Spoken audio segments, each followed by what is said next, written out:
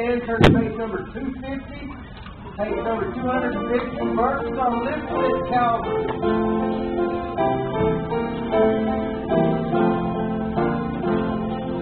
Calvary.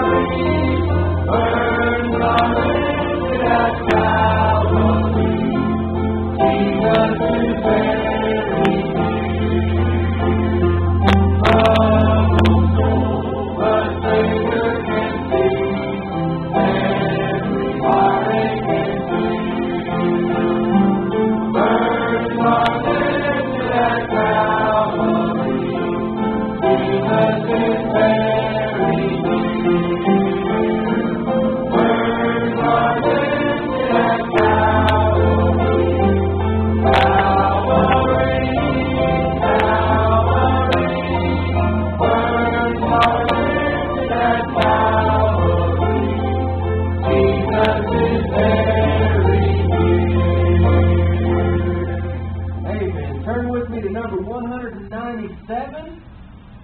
197, Singing I Go.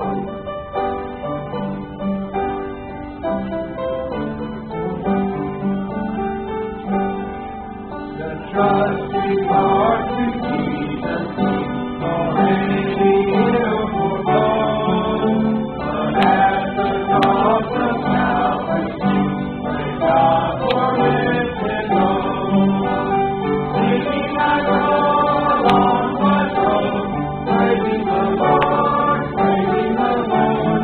Singing I go along my road, for Jesus has lifted my load. As we take retreat, hear I hear Him say, and when my fears are turned to sin, the burden slip away. Singing I go along my road, praising the Lord, praising the Lord. Singing I go along my road, for Jesus has lifted my load. He tells me of my Father's love, and never slumbering eye. My everlasting King above will all my needs supply. Singing I go along my road, praising the Lord, praising the Lord. Singing I go along my road, for Jesus has lifted my load. Hallelujah, praise God. I find the promise true, the mighty arms upholding me, will bear my burden too. Singing I go along my road, praising the Lord, praising the Lord. Singing I go along my road, where Jesus has lifted my load. Amen. Brother Cecil Nunn, would you pray for us, please? Heavenly Father, Lord, we just thank you for your goodness. Lord, we just thank you for the day you gave us today. Lord, we just thank you for being able to be at the services this afternoon. We just ask now that you just bless the services. We just ask that you just bless us all to the nation of the church. We ask this in the name of Lord Jesus Christ. Amen.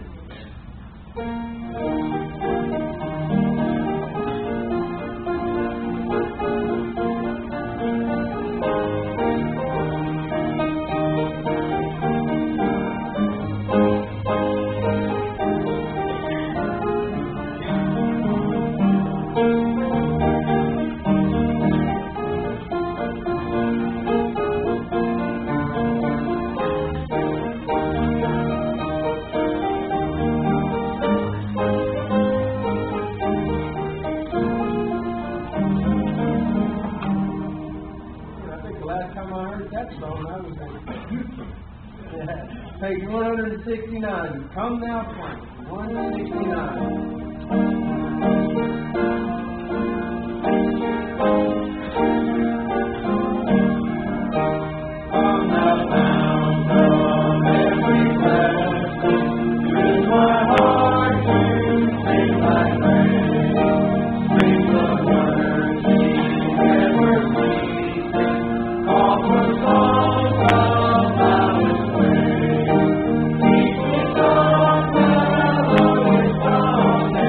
One by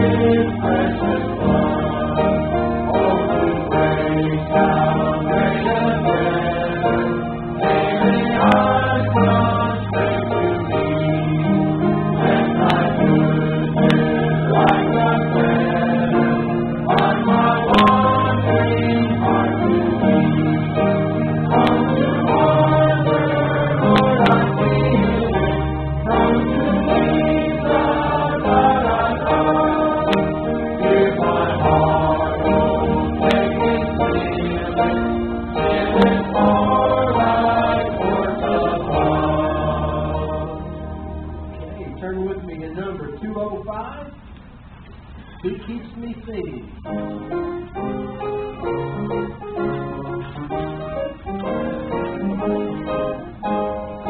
There's within my heart a melody, Jesus whispers sweet and low. Fear not, I am with thee, sweet, sweet still, in all of my ebb and flow. Jesus, Jesus, Jesus, sweetest name I know.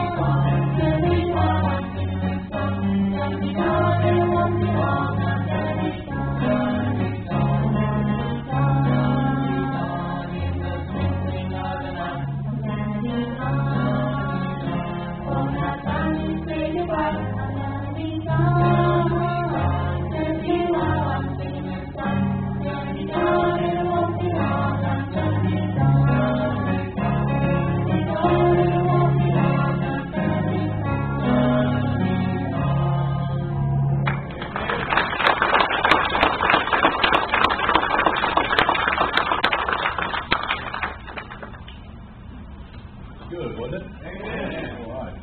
Well, it's good to see everyone here tonight. Appreciate all of you making the effort to be back. I'm not surprised, but it is good to see you.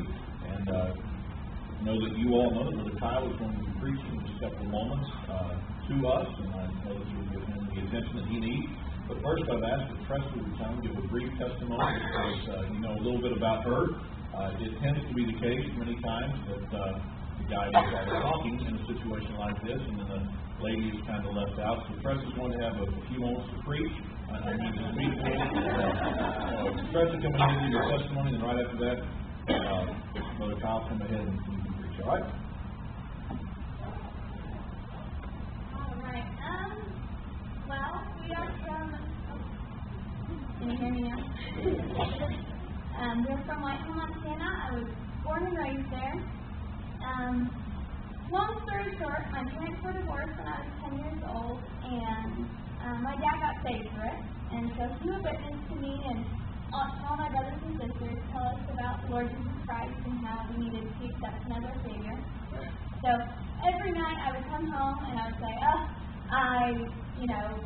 took somebody's pencil today, Dad, I need to get saved. And he would get frustrated and say, you know what, she doesn't understand.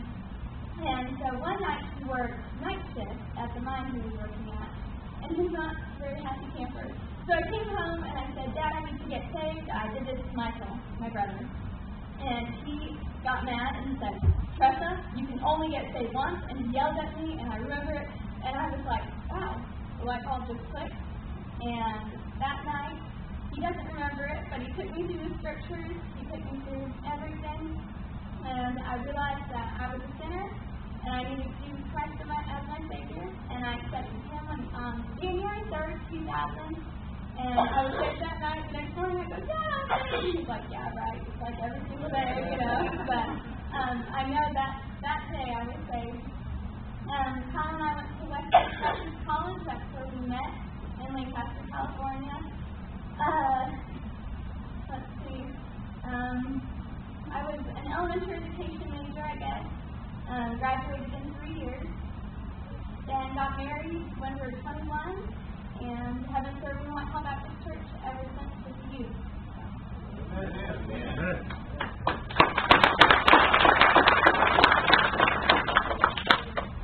All right. Well, amen. What a blessing that was. Amen. Amen. Well, it's good to be here tonight, and Tressa pretty much went through our story, so I don't know how much I'm going to go through it.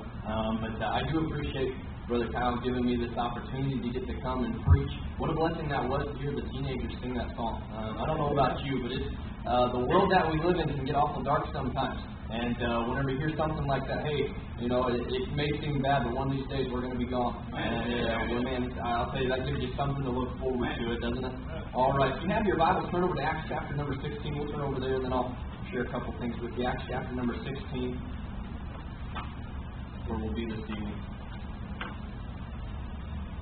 As Tressa said, we're currently serving in Whitehall, Montana. I grew up in Spencer, Indiana, so a total different part of the United States, and a total different world there. And I was saved whenever I was 9 years old at a youth camp. Surrendered to preach whenever I was 14, and surrendered to go to Bible college. God led me to West Coast Baptist College my senior year at school, whenever I was in high school. And I went to West Coast, and there, Tressa was the very first girl that I met on campus. So you take that to mean what it was. I knew right away we were supposed to get married. It took her a couple of years to realize it. But we became friends our freshman year, and shortly thereafter, after our freshman year, we began to court. And after our senior year, we got married. And so God's sure been good to me. I know it's a lot. She's a lot more than what I deserve. Her dad makes sure to remind me of that all the time, and it's sure a blessing. But she is a blessing to me, and I'm thankful for her. I'm glad she got to come up here, so now I don't have to make her stand up and embarrass her. So that's a good thing. But it's been a blessing to be here with you all. It's been a blessing to get to spend some time with the teenagers. Last night we had a lot of fun just hanging out with them. The boys were beating up on me in basketball. That wasn't much fun, but we had a good time all in all. And it's been a blessing just getting to come here to Tampa, Texas. I've never been to Texas. Trust me, neither one of us has ever been to Texas before. We didn't know what to expect. I figured it was going to be as humid as it could be, and we got here, walked out, and we said, "Oh, this is a breath of fresh air." And so that was sure a blessing. But we've enjoyed our time. We want to thank the Oatsfelds for all that they have done for us. They've been extremely kind to us the entire time that we've been here, and we sure appreciate that. And then what a blessing it's been to get to meet so many of you. And if we haven't had a chance to meet you yet, and before the night ends, we'd sure love to get to meet you and just get to exchange a handshake and say hello. And so it's sure been a blessing just to be here these past few days. Acts chapter number 16, we're going to look at 2 verses tonight, and then I'd like to share with you a message tonight about having vision.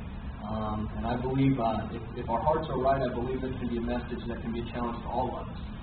Acts chapter number 16, verse number 9, the Bible says, "And a vision appeared to Paul in the night. There stood a man of Macedonia and prayed him, saying, 'Come over to Macedonia and help us.' And after he had seen the vision, immediately we endeavored to go into Macedonia, sure of the gathering that the Lord had called us for to preach the gospel unto them." Let's pray. Father, Lord, we're so thankful for this evening, Lord. We're thankful, God, for a church where we can come and we can worship you, Lord. And God, we're so thankful for the singing that we've heard tonight, and Lord, how it's prepared my heart, God, for this moment. And Lord, as we take a moment and we look at your word this evening, I pray that the distractions of this world, God, would not snare away the seed of your word. God, I pray that we'd be able to focus in, and God, I pray that our minds would not wander to things, Lord, that we might have to do after the service tonight. Our minds would have to wander to the things that we're going to do this week, Lord. I know that so many times we can have so many things and our lives can be so busy, Lord. But I pray that for just a few moments this evening, that we'd be able to focus in on your word. God, truly to get something to help us, God, that we would be able to live the Christian life in a greater way for you. Lord, I pray that you fill me with your Spirit, God. I pray that your word would be seen clearly tonight, and that you'd work in hearts as only you can. And we look forward to what you're going to do. In your name we pray. Amen. I had a family member, a great-grandfather, that had an opportunity to buy some property in Florida. And whenever he was in there and looked at that property in Florida, he looked out, and at that time, and whenever he looked at that property, it was nothing but swamp land. There was nothing there. It was all swamp and alligators and snakes, and it just absolutely nasty. So he looked at that land and he thought, what could you do with this piece of property? There's really nothing that could be done. It's completely worthless. And so he very quickly turned down that opportunity to buy that piece of property.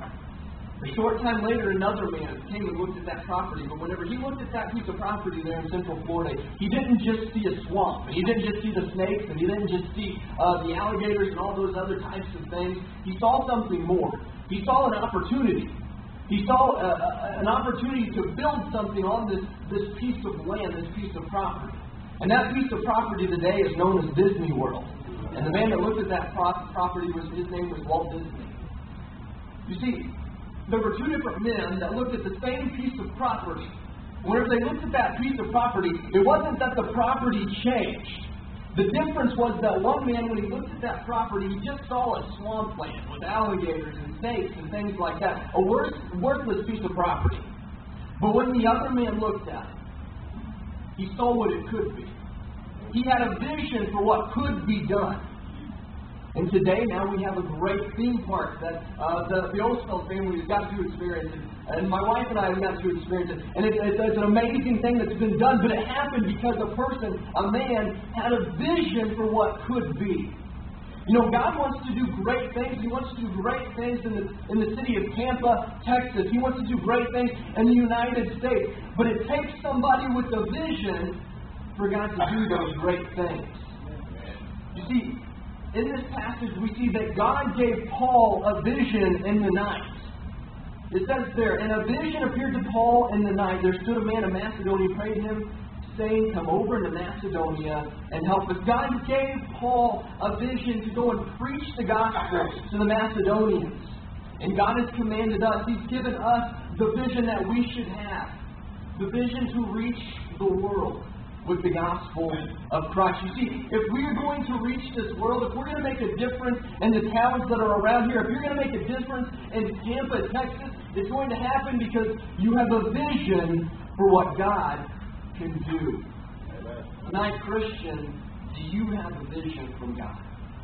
Do you have a vision that God can do great things here? Do you have a vision that God can do great things in your life?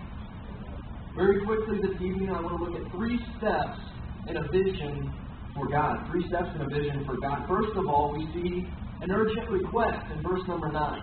The Bible says, in a vision appeared to Paul in the night. There stood a man of Macedonia and prayed him, saying, "Come over to Macedonia and help us." You see, there was a great need. There was an urgent request. To have a vision, you have to hear the urgent request. And I believe there are two parts, 2 urgent requests that we can hear. The first urgent request that we can hear is the call for help. The call for help. Whenever the first time I went and visited Tressa in Montana, she got a great idea that we should go skiing. And so she, along with our pastor's wife that is there and their kids, we decided to go skiing. And as we went there, the kids, our pastor's family, their kids were younger. And so we got there and we decided to go down the bunny slope a few times. If you've ever been skiing, you know kind of what that is. It's just a real gradual slope. I'd only been skiing one time before in my life, and it was in Indiana. And there's a big difference between Indiana and Montana. You see, in Indiana, we have hills. In Montana, there are mountains. And so we got there, and we went down the bunny hill there, and I made it down to the bottom like the first time. And they said, "You can do this, you got this, let's get on the big one." And I'm thinking, okay, let's try it. So we put the little kids in their little class, and my wife, Tressa wasn't my wife then, but my girlfriend Tressa and our pastor's wife, we got on the ski lift, and we headed up to the top of that ski lift, and we got on there, and we began to go up, and go up. And go up, and it just kept going and going and going. We were on the ski lift for like 30 minutes, and we finally got to the top. And I remember, it was a big. It started off exciting because you have to just get off of the ski lift, which is a big event. And so I'm preparing. They're saying, keep your skis pointed up, and whenever you get there, just kind of jump off and you just slide down. And I'm thinking, I'm going to run into something or someone that's going to be bad. I'm going to get stuck on it. It's going to pull me back down. It's going to be scary. And so, we got to that point, and sure enough, I was able to successfully dismount the ski lift, and we got down there, and I looked around when we got up there. And all you could see were mountain tops all around. That's all it was. And I'm sitting here thinking, I have to get back down. How is this going to happen? And so they said, all right, let's just start going down this hill. And so we got there, and I remember getting there and looking down, and it seemed like it was going to be an impossibility to get down there. I remember looking down, and it was like, this is completely steep. There was no way I'm going to die trying to go down this. And so we looked down that first hill, and we started down it. And somehow, by God's grace, I successfully made it down that first little part, and it flattened back out again. And I was thinking, if this is all it is, I think I might be able to do this. And about that moment, our pastor's wife looked over at me and she said, "Well, you made it through the easy part."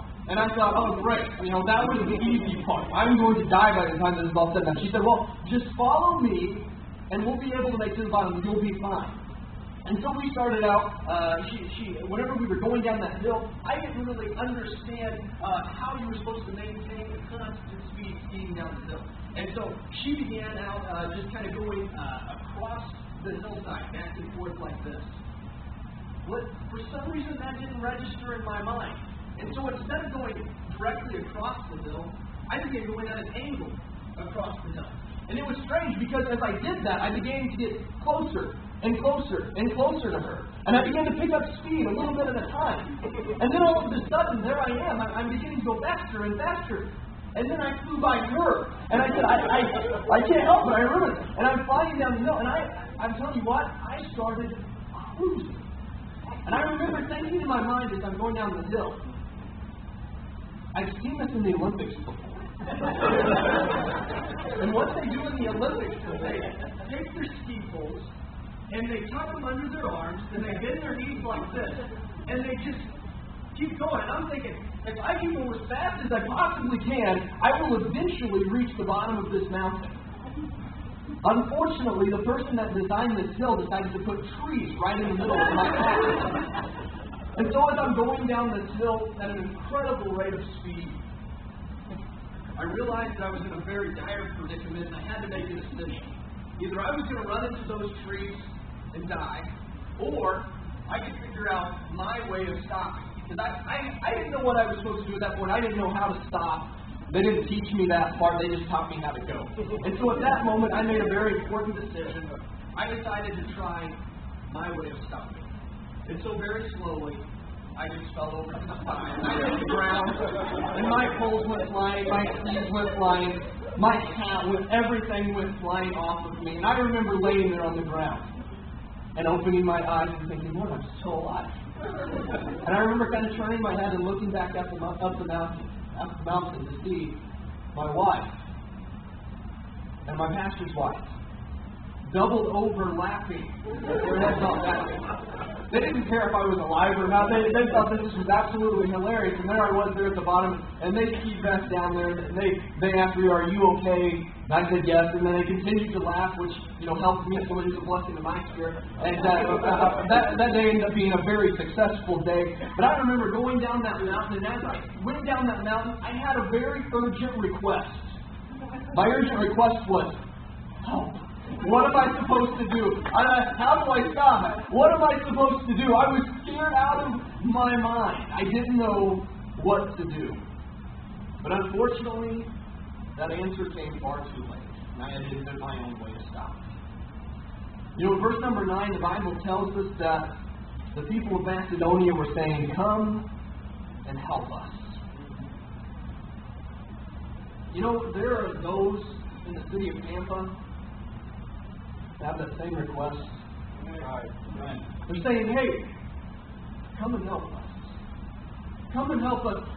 My family is falling apart. My marriage is falling apart. I don't know what to do with my. I have these bills that I don't know how to pay. I just don't know what to do. Come and help us." But too sadly, and too many times it comes too late. Sadly, many times there are people all across this world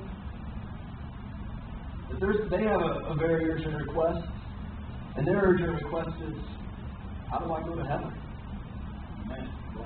How do I spend eternity with the Lord? And sadly for them, too often, the answer comes too late. You see, we know in Romans 3:10 the Bible says there's none righteous, no, not one. And in Romans 3:23 it tells us, for all have sinned and come short of the glory of God. And 2 Corinthians 6:2 tells us, behold, now is the accepted time. Behold, now is the day of salvation. You see, right now is the time when people are supposed to be saved. Right now the harvest is white and ready to harvest. Unfortunately, Matthew 9:37 tells us this, truly the harvest truly is plenteous, but the laborers are few. You see, there's a cry for help. And all you have to do is drive down the road and roll down your window. And as you drive by house after house after house, as you go to the grocery store, and as you walk down the aisle, and you pass the people, and you look at their faces, the faces of people that their lives have been torn apart by sin, and you see their lives that are falling apart, and as you walk by them, it's almost as if their lives are crying out and saying, please help us, show me how I can receive Christ as my Savior, how I can get my life on track. And too often the answer comes too late. Do you know that every second 2.87 people pass into eternity? But we're too busy to take time out of our busy schedule to go and share the gospel with them. To invite a coworker to come to church. To invite a friend from school to come to church. To witness to somebody that God's laid on our heart. What assurance do we have that we're going to have another day to go and tell our neighbor, our coworker about the Lord? We don't. Because in James chapter 4, verse 14, the Bible says, for what is your life? It is even a vapor that appeareth for a little time and then vanisheth away. We have no guarantee that there's going to be a tomorrow or a next week or a next month or a next year that we can witness to that lost family member, that we can witness to that neighbor, that we can witness to that classmate. We have no guarantee. So what are you doing today? You have to have a vision to hear that urgent request. And in that urgent request, there's a call for help. But if you listen very carefully and you read God's Word, you can hear a second call. And that call is the cries for help.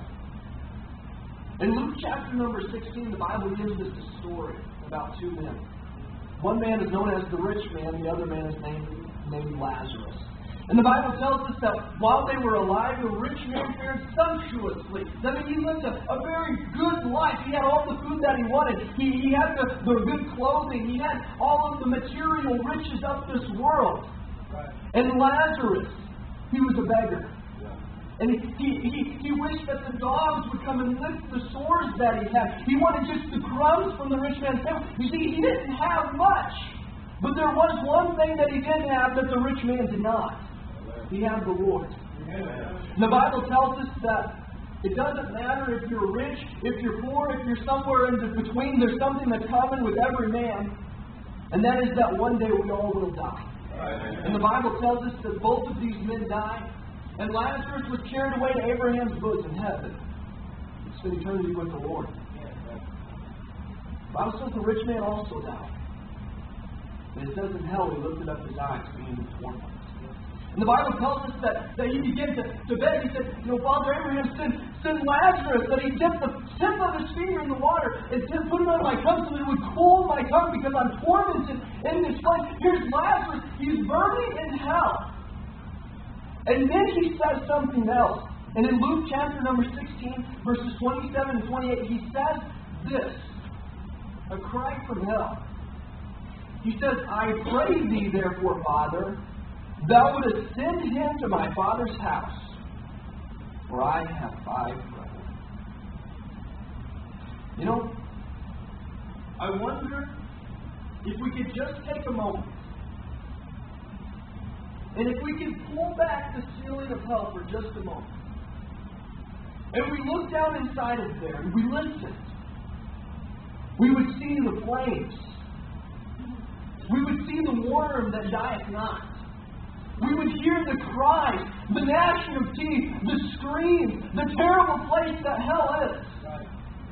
But I believe we would hear something else. I believe we would hear the prayers of those in hell crying out and saying, would you go to my neighbor?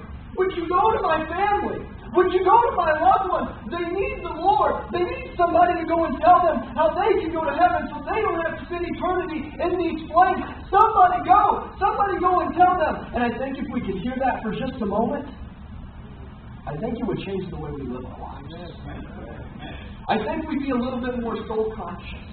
I think we think about as we walk down the aisles, and as we walk through our schools, and as we walk in our job, and as we spend our day going through life, we wouldn't just be too busy to go and tell somebody else about the Lord. No, we would have a focus that, that person is going to die and go to hell if somebody does not go to them and tell them, do you hear the urgent request?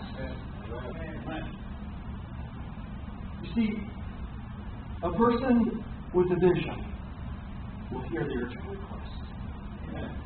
And as they hear that urgent request, secondly, it will provoke an immediate response.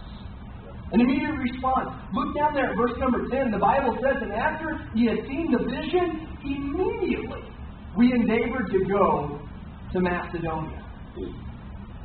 Tressa and I, we don't have any children yet, but we do have a little dog. And this dog, he's a pretty tough dog. He thinks he is. He's a mix between a Yorkie and a Poodle.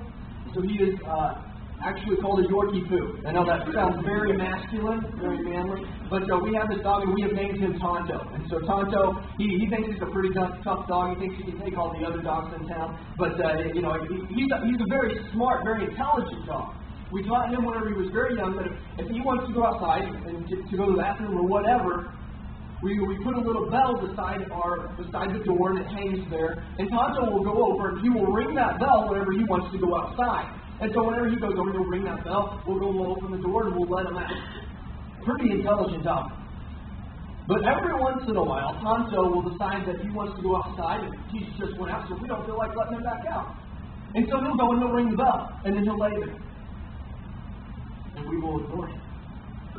And a couple of minutes later, he'll ring the bell again. And we'll ignore him. And a couple minutes later, he'll ring it louder and harder. Like, can you not hear me? I need to go outside. Let me outside. And he'll ring that bell until finally we will get up and we will open the door so that he can go outside. You see, whenever Tonto rings the bell, it provokes, or it should provoke, I should say, an immediate response. And when you have a vision for God, and you hear the urgent request, it will provoke an immediate response. You see, the bell is ringing, and people need to be saved. In the church, there are two different types of testimonies. There's the Isaiah chapter 6, verse 8 testimony, which says that God says, "Whom shall I send, and who will go for us?" And then there's the testimony, "Then said I, here am I, send me." That's the first testimony. Well, I have no doubt in meeting many of the people here in this church that that is the vast majority of the testimony in this church. Whenever something needs to be done, there's people that say, "You know what? Okay, here am I. Use me. What can I do, Pastor? Is there something that I can? Is there a Sunday school class that I can help in? Is there something that needs to be done around the church? Is there anything that needs to be taken care of so that I can help you out? What can I do?" That's the first testimony. But there's another testimony I think is very true oftentimes in our churches across America. There's the Ezekiel 22:30 testimony, where it says, "I sought for a man, but I found none." And I wonder if that's the testimony of some of the people in this room. I hope it's not. The God's saying, "I'm going to use you to do something, to make an impact in somebody else's life, to make an impact in this church." But I found none. Have you been putting off God's leading in your life? The bell's ringing. "Hey, I've got a plan for you. I want to use you. I've got something I want to do for you." "Oh, Lord, maybe next time. Maybe next week." "Oh, Lord, you know I'm too busy. You know I've got this going on this week. I can't go and do that." Bell's ringing. "Oh, God, you know I've just got the game's on tonight. I can't go to church. Oh, Lord, I can't go soul winning this week. There's no way. I can't do that. So much going on, and my life is so busy. Lord, don't you see what I have to do?" The whole time the bell's ringing. Who has God laid on your heart that you're supposed to witness to? That you just keep putting off and putting off and putting off? What friend or coworker are you too afraid to invite to church, and you just keep putting it off and putting it off and putting it off? The bell is ringing. You know, when Tonto rings his bell, if we decide to continue to ignore him, after a little while, there's bound to be an accident. Yeah. And in the Christian life, if God's ringing the bell in your heart and you continue to put that off, that urgent request, there won't be an accident. There'll be eternal tragedy that will take place. There will be souls that will spend eternity in hell. Do you hear the urgent request? God says, "Go into all the world and preach the gospel." You know, the Bible tells us in Acts chapter 1, verse 8, "And ye shall receive power. After that the Holy Ghost has come upon you. Ye shall be witnesses unto me in Jerusalem." And then he goes and he talks and he goes all the way to the uttermost part of the earth. But he says in Jerusalem, you know what that was? That was where they were right there. Tampa is your Jerusalem. And God has empowered you. Do you hear the urgent request? Because if you hear the urgent request, it will provoke an immediate response. You have a vision for God? Hear the urgent request will provoke an immediate response that will lead to finally to life. And thirdly, will lead to a marvelous result. A marvelous result. Look at verse number 14. They decided to go into Macedonia, and in verse number 14 the Bible says, "And a certain woman named Lydia, a seller of purple in the city of Thyatira, which worshipped God, heard us, whose heart," listen to this, "whose heart the Lord opened, that she attended to the things which were spoken of Paul. And when she was baptized, and her household, she besought us, saying, If ye have judged me to be faithful to the Lord, come into my house and abide there. And she constrained us." Here Lydia is in this town. You see, in verse number 9, Paul had no idea who Lydia was. He didn't know who she was. All he knew was that God had an urgent request that he was putting on his heart. And Paul said, okay, God, we'll go to Macedonia. I'll answer that call. He had an immediate response. And he went. And you know what he found whenever he got there? He found out that God was preparing the heart of a lady to receive him as her Savior. And not only her entire household. You see, whenever we decide to answer that call, the urgent request, whenever we respond, God does marvelous things. There's somebody that God is preparing their heart right now for you to go to them, to witness to them, to tell them about the Lord, to invite them to church, because they need to be here. They need to receive Jesus Christ as their Savior. But it all hinges on the opportunity of you answering the call. Psalms 118, verse 23 tells us this is the Lord's doing, it is marvelous in our eyes. Isaiah 55:11, so shall my word be that goeth forth out of my mouth. It shall not return unto me void, but it shall accomplish that which I please, and it shall prosper in the thing whereunto I sent it. God says, hey, if you take my word and you plant that seed, I will do the reaping. Ephesians 3:20, I love this verse.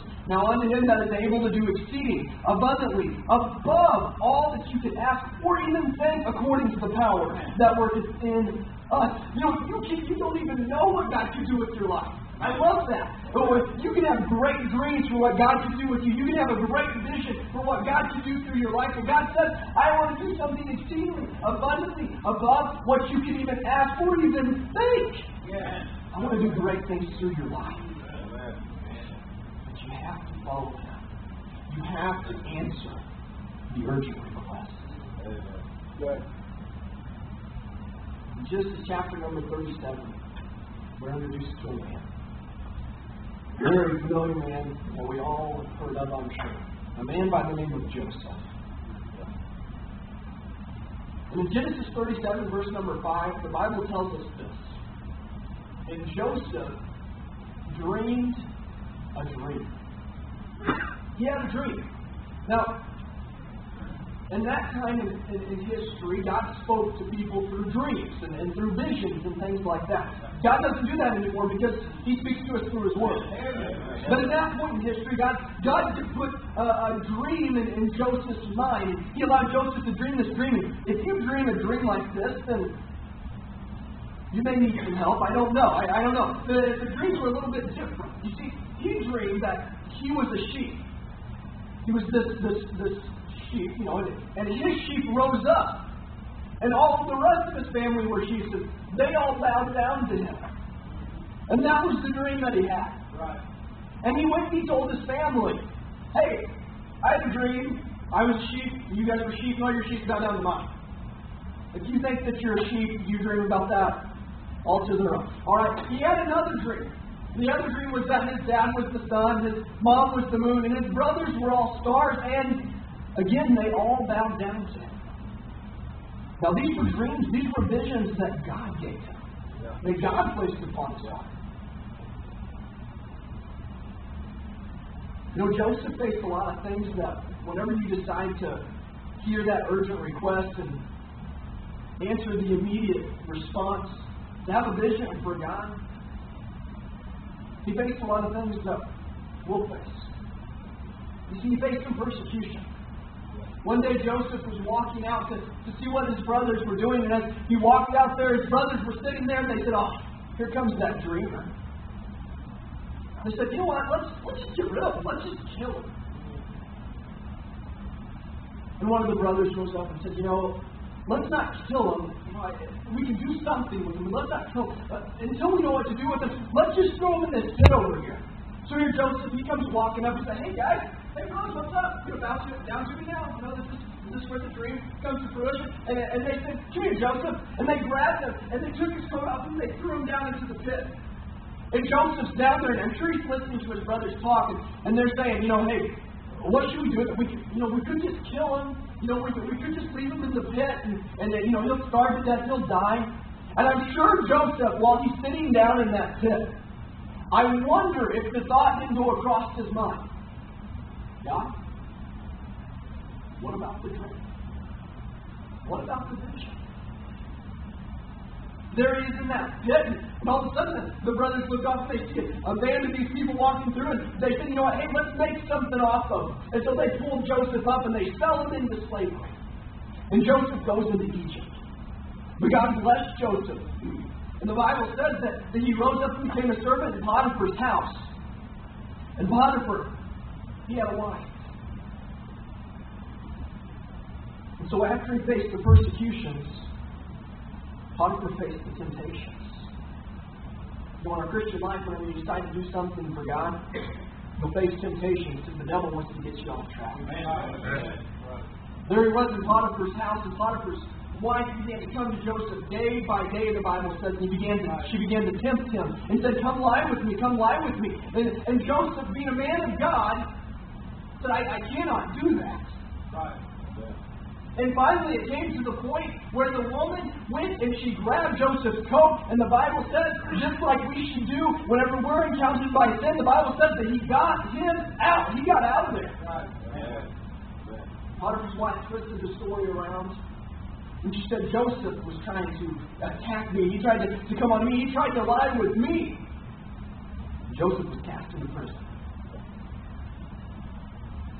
Now for wonder. Here's Joseph. He's done nothing wrong except for trying to honor God. And he's cast into prison, and he's sitting in that prison cell. I can't help but wonder if he didn't think, Lord, what about the dream? What about the dream, Lord? There he was. In the prison. One day there's two men that are from the house of the king. They come in there and they have these dreams, and they go to Joseph and they say, Joseph, we don't really understand what these dreams mean. Can you translate it for us? And Joseph, being a godly man, decides to he prays to God, and God helps him to have an understanding of those dreams. He tells them what the dream is. He says, all right, one of you, he says, Pharaoh's going to have you come back and be the butler in his house again. And he said, the other one, well, you don't really want to know what's going to happen to you. You're dead. And so he said, that's what's going to happen to you. And sure enough, a couple days later, one dies, Pharaoh pulls the other one out. He said, whenever these dreams come true, he says, hey, just remember me. Remember me. Butler goes back to Pharaoh's house, forgets about it. Here's Joseph, sitting in the prison, forgotten, facing frustrations. It can be frustrating in the Christian life when you're trying to live for the Lord. You have trials that come in, and persecutions. They can be difficult. I wonder just for a moment, Joseph didn't wonder, Lord, what about the dream? A couple of years later, Pharaoh dreams a dream. And he says, I wonder if there's anybody that can tell me what this dream. And fortunately enough, the butler's still there. And he says, hey, I know a guy. He's over there in the prison. I forgot about him 2 years ago. He says, go ask him. And so he goes to him, and sure enough, Joseph remembers the dream, is able to translate the dream that Pharaoh had. And so Pharaoh pulls him out and sets him up as the second in command of all of Egypt. And here's Joseph, 20 years later, the second in command.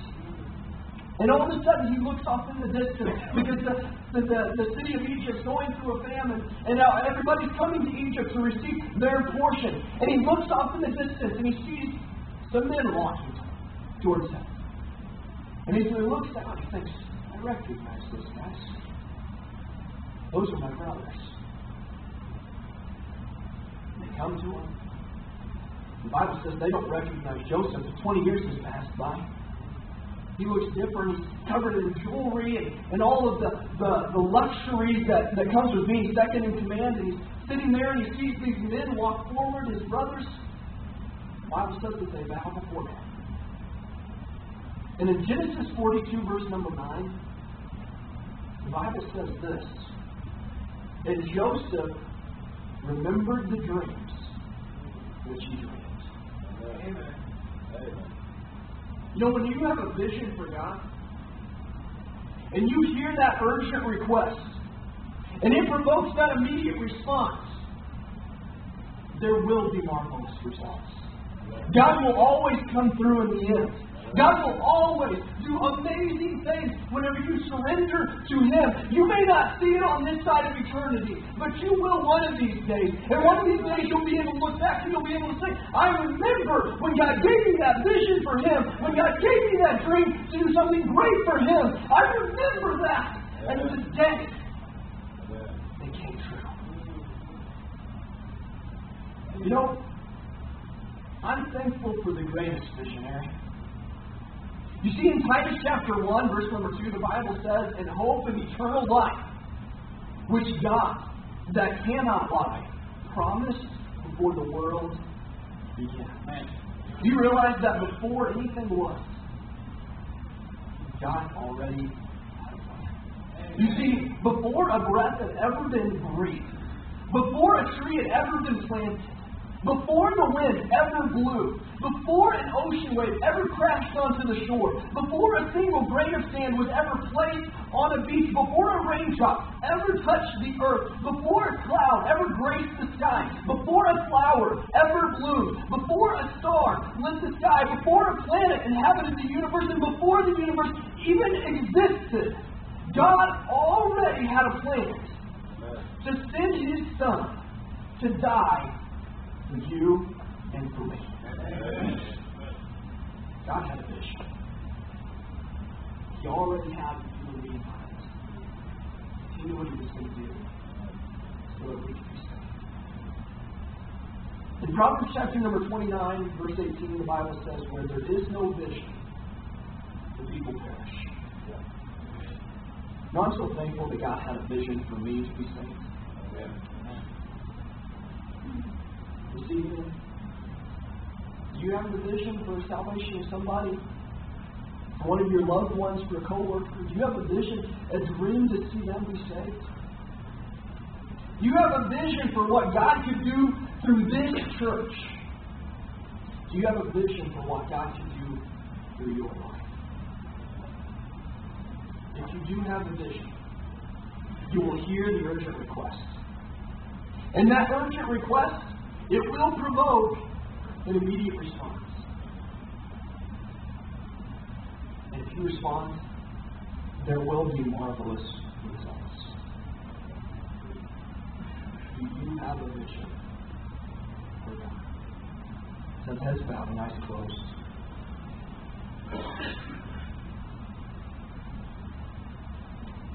Tonight, maybe God's worked in your heart as He did in mine through this passage. And you say, you know what, God, I want to have a vision from you. A dream, God, that you can do great things. God, burden me with somebody that needs to be saved. God, burden me with something that I can do in this church.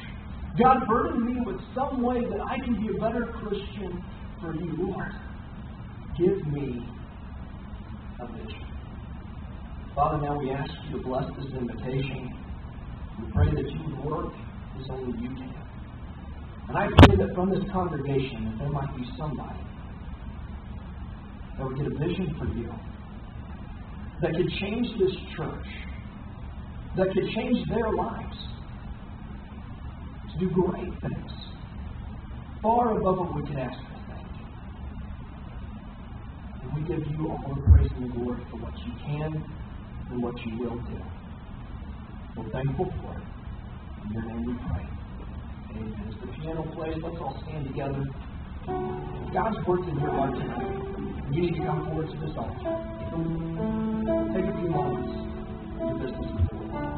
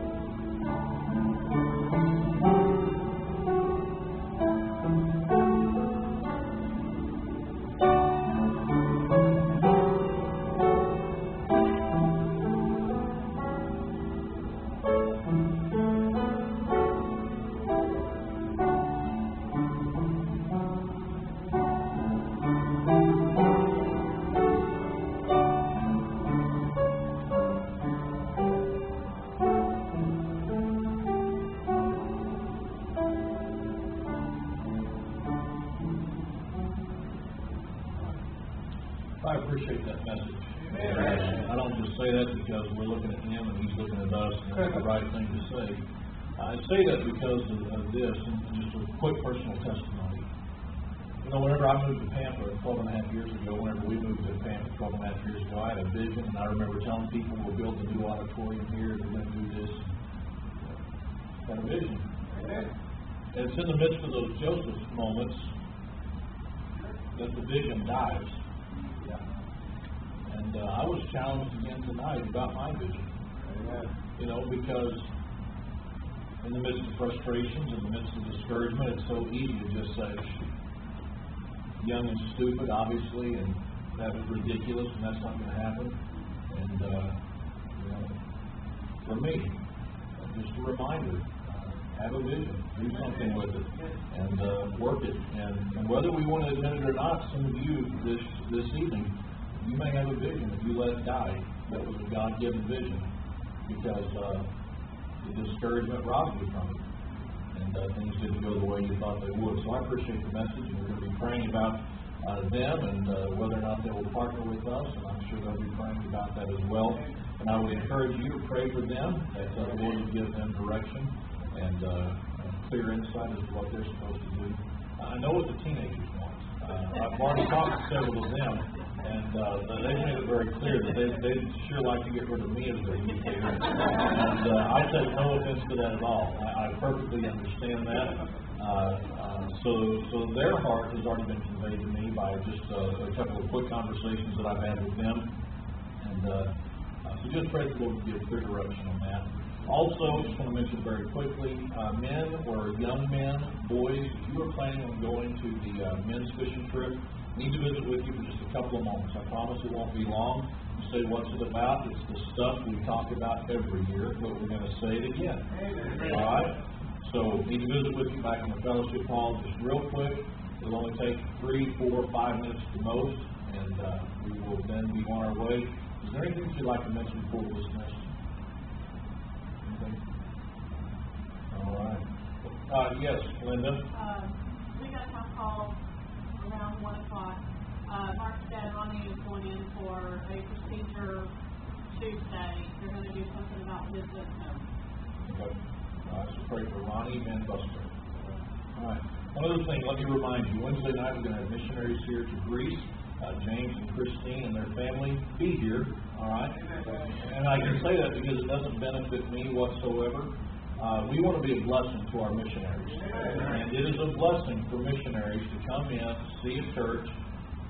We might have a vision.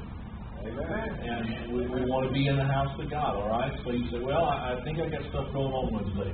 Just cancel it. You got 3 days to cancel it, to reschedule it, to get that put back on the calendar someplace else. It would be worth your time to be a blessing to a missionary, all right? It's another one of those young couples who thinks they're going to go to Greece and see people saved. You know? And that might be an encouragement to us to see another young couple that's got a vision for God to do something through them, all right? I'm friends with them on Facebook, and you would think that the world was already getting saved and evangelized through them and through their ministry. So it's exciting to watch them on Facebook, and it would be good for us to meet them this coming Wednesday night, all right? So that's that. Let's be dismissed in the word of prayer. Kyle and Preston, if you would, go out to the foyer real quick. And, of course, if you've not yet introduced yourself to them, do so before they leave. And I know they appreciate that, all right? As soon as we're done, let's head this back so we can get this over with so we can get out of town, all right? Not out of town, but I'm not going anywhere, but you know what I mean, so we can get, all right? So let's be dismissed in a word of prayer, and we will see you then. Father, thank you for this day. Thank you for the good day that you've given us today. Lord, it's been good to be reminded about the need for a vision. Lord, I do believe, while it's in a different form and a different fashion, I do believe that you lay burdens on our hearts and you impress upon us things that we need to have a desire for. Lord, I pray that you help us to have that immediate response. I pray that you help us to respond as you would have us to what you would impress upon us and lay upon our hearts. And Lord, that you would help us even in the midst of discouragement to not lose sight of those dreams, to not lose sight of those things that you've impressed upon us. Lord, I pray that you bless now as we have our quick meeting. I pray that as we go throughout our our days this week, that you would help us to be the example that you call us to be, the salt and the light that you call us to be, Lord, that we might see souls saved. I pray that you begin preparing our hearts for the missionaries on Wednesday, Lord, that it be a blessing to us and a challenge to us, and that we would be a blessing and an encouragement to them. We pray these things in Jesus' name. Amen. You are dismissed.